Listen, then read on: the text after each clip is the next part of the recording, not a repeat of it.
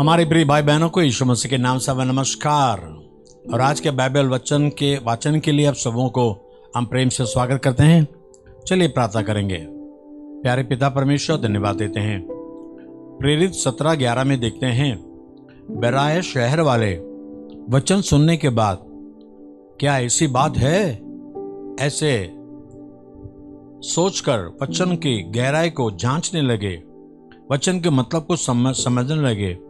ऐसे आज भी वचन सुनने वाले वचन की गहराई को, वचन के मतलब को और वचन भेजने के मकसद को जानकर आशीष पा ले।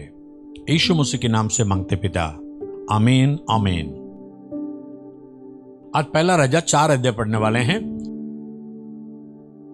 राजा सुलेमान तो समस्त इज़राइल के ऊपर राजा नियुक्त हुआ था और उसके हाकिम एते अर्थात सादोक का पुत्र अजरिया याजक और शीशा के पुत्र एलीहरोब और अहिया प्रधान मंत्री थे।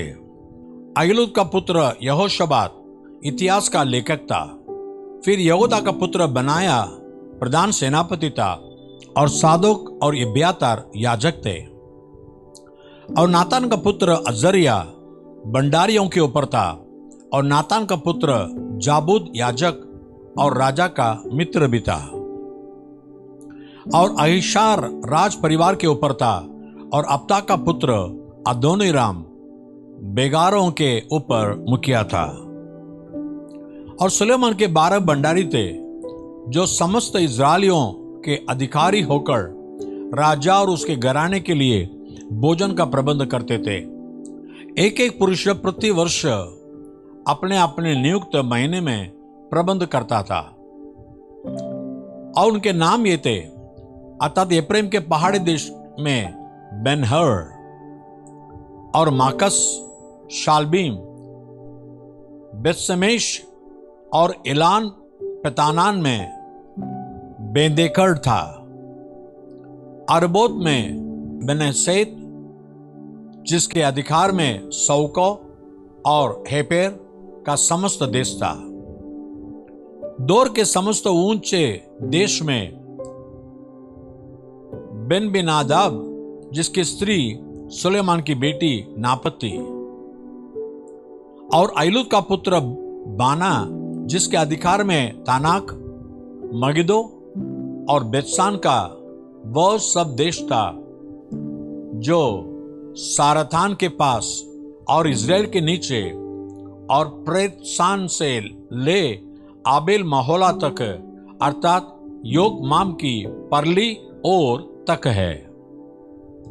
और गिला के रामोत में बेन गेबेर था जिसके अधिकार में मनशई योइर के गिलाद के गांव थे, अर्थात इसी के अधिकार में बाशान के अर्गोब का देश था जिसमें शहरपना और पीतल के बेड़े वाले 60 बड़े बड़े नगर थे। और इद्दा का पुत्र अयनादाब के हाथ में महनैम था। नप्ताली में अयमास था जिसने सुलेमान की बासमत नाम बेटी को ब्याह लिया था। और आशेर और आलोत में हुशै का पुत्र बाना।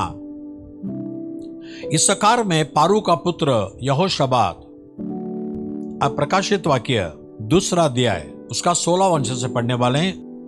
सो मन फिरा, नहीं तो मैं तेरे पास शीघ्र ही आकर अपने मुख की तलवार से उनके साथ लड़ूंगा। जिसके कान हो वह सुन ले कि आत्मा कलीसियाओं से क्या कहता है।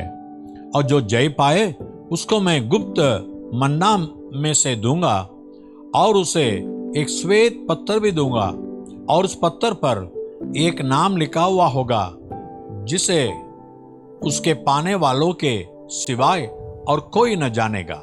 और तुआतीरा की कलीसिया के दूत को यह लिख कि परमेश्वर का पुत्र जिसकी आंखें आग की ज्वाला की नाई और जिसके पांव उत्तम पीतल के समान है, यह कहता है कि मैं तेरे कामों और प्रेम और विश्वास और सेवा और धीरज को जानता हूं और यह भी कि तेरे पिछले काम पहलों से बढ़कर है।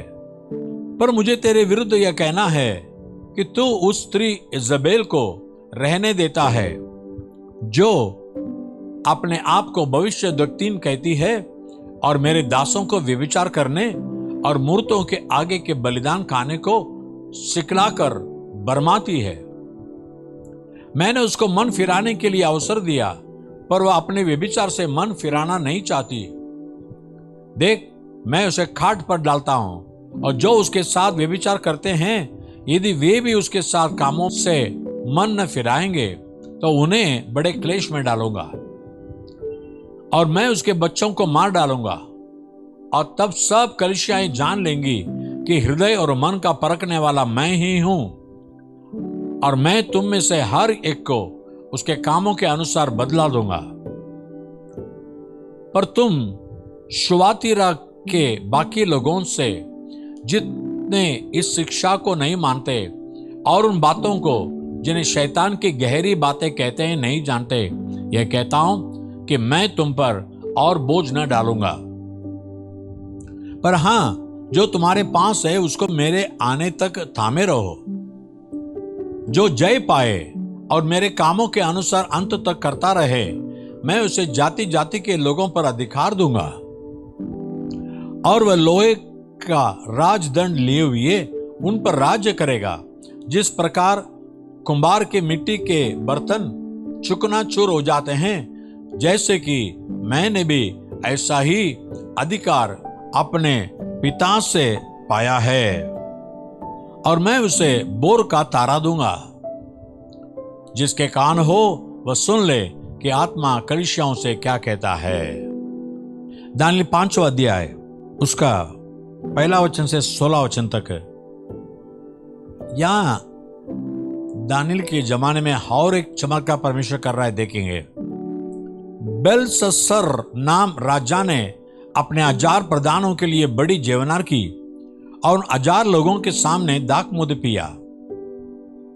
दाखमधु पीते पीते बेलशस्सर ने आज्ञा दी कि सोने चांदी के जो पात्र मेरे पिता नबूकदनेस्सर ने यरूशलेम के मंदिर में से निकाले थे, उन्हें ले आओ कि राजा अपने प्रधानों और रानियों और रखेलियों समेत उनमें से पिए।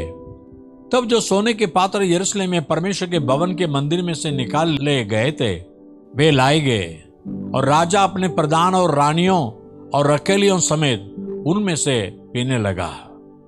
वे दाखमधु पी पीकर सोने, चांदी, पीतल, लोहे, खाट और पत्थर के देवताओं की स्तुति कर ही रहे थे कि उसी घड़ी मनुष्य के हाथ की सी कई उंगलियां निकलकर दीवार के सामने राज मंदिर के बीच के चूने पर कुछ लिखने लगी, और हाथ का जो बाग लिख रहा था वह राजा को दिखाई पड़ा। उसे देखकर राजा भयभीत हो गया, और वह अपने सोच में घबरा गया, और उसकी कटी के जोड़ ढीले हो गए, और कांपते कांपते उसके घुटने तक दूसरे से लगने लगे। तब राजा ने ऊंचे शब्द से पुकारकर तंत्रियों, कसदियों और होनहार बताने वालों को हाजिर करवाने की आज्ञा दी। जब बाबुल के पंडित पास आए, तब राजा उनसे कहने लगा, जो कोई लिखा हुआ पढ़कर उसका अर्थ तो मुझे समझाए, उसे बैंजनी रंग का वस्त्र और उसके गले में सोने की कंठमाला पहनाई जाएगी, और मेरे राज्य में तीसरा वही प्रभुता करेगा। तब राजा के सब पंडित लोग भीतर आए, पर तो उस लिखे हुए को न पढ़ सके और न राजा को उसका अर्थ समझा सके। इस पर बेलशस्सर राजा निपट घबरा गया और भयातुर हो गया, और उसके प्रधान भी बहुत व्याकुल हो गए। राजा और प्रधानों के वचनों को सुनकर रानी जेवनार के घर में आई और कहने लगी, हे राजा, तू युग युग जीवित रहे और मन में न घबरा और न उदास हो। तेरे राज्य में दानियेल एक पुरुष है, जिसका नाम तेरे पिता ने बेलशस्सर रखा था। उसमें पवित्र ईश्वरों की आत्मा रहती है, और उस राजा के दिनों में उसमें प्रकाश प्रवीण था और ईश्वरों की तुल्य बुद्धि पाई गई। और ये राजा, तेरे पिता जो राजा था, उसने उसको सब ज्योतिषियों, तंत्रियों, कसदियों और होनहार बताने वालों का प्रधान ठहराया था, क्योंकि उसमें उत्तम आत्मा, ज्ञान और प्रवीणता और स्वप्नों का फल बताने और पहेलियां खोलने और संदेह दूर करने की शक्ति पाई गई। इसलिए अब दानियल बुलाए जाए और वह इसका अर्थ बताएगा। तब दानियल राजा के सामने भीतर बुलाया गया। राजा दानियल से पूछने लगा, क्या तो वही दानियल है जो मेरे पिता नबूकदनेस्सर राजा के यहूदा देश से लाए हुए यहूदी बंधुओं में से है? मैंने तेरे विषय में सुना है कि ईश्वर की आत्मा तुझमें रहती है और प्रकाश, प्रवीणता और उत्तम बुद्धि तुझमें पाई जाती है। देख, अभी पंडित और तंत्री लोग मेरे सामने इसलिए लाए गए थे कि यह लिखा हुआ पढ़े और उसका अर्थ मुझे बताए, परंतु वे उस बात का अर्थ नहीं समझा सके। परंतु मैंने तेरे विषय में सुना है कि दानियल भेद खोल सकता और संदेह दूर कर सकता है। इसलिए अब यदि तू उस लिखे हुए को पढ़ सके और उसका अर्थ भी मुझे समझा सके, तो तुझे बैंजनी रंग का वस्त्र और तेरे गले में सोने की कंठमाला पहनाई जाएगी और राज्य में तीसरा तू ही प्रभुता करेगा। यहां देखिए, जिंदा परमेश्वर को छोड़कर दुनिया की बातों को, मूर्तों को बड़ा करने लगा ये राजा बेलशस्सार। देखो परमेश्वर ने कैसा दिखाया उसको, अपने जलवा दिखाया कि मेरे समान कोई परमेश्वर नहीं है। मैं लिखा हुआ शब्द को पढ़ नहीं सकते। प्रिय भाइयों बहनों, परमेश्वर दयालु है, प्रेमी है, सामर्थ्य है, और साथ में परमेश्वर जो उनको अनादर करते हैं उनको मारने के लिए तैयार हो जाता है। इसलिए परमेश्वर का अनादर मत कीजिए, आदर कीजिए।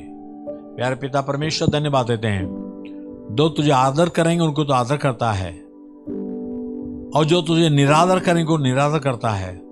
आज वचन सुनने वाले अपने कामों पर, अपने व्यसनों पर